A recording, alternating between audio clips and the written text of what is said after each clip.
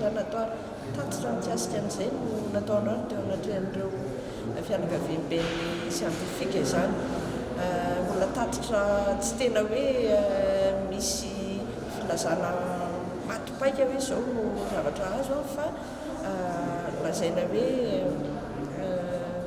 fironana zany amin'ny zavatra mety hita teo satria nisy azo lazaina hoe tanana anankitelo zany ny fandraisana tanana marary izay hita fa voan'ny Covid-19 dia natao zany ny fanehoanan'izay vokatra izay azo tamin'ny nanaovana izay nandritra teo amin'ny volana latsaka kely teo dia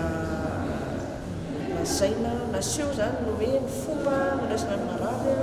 ny fomba rehetra na ara-maso azy na ara-biolojika zany na ara-fonctionnel zany na araky ny zavatra mitranga misoritra rehetra rehetra zany ary nojerena teo koa indrindrindrindra hoe naomby sa tsy naomby reo amin'ireo karazany tanana anankitelo ireo ary nanahoana ny fampitahana azy ireo zay zany zavatra maseho teo. Ny zavatra anankiray izabe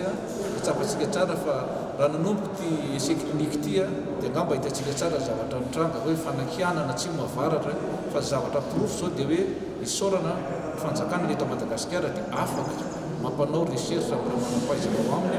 ary ireo manam-pahaizanao aminy koa afaka mikaroka ary afaka mamokatra maneho vokatra ny zavatra nataony. Zay ny isaorana indrindrindra ny fitondram-panjakana raha tsy hoe promoteur dia isaorana koa ny olona ny teknisiana rehetrarehetra sy ny mpikaroka rehetrarehetra.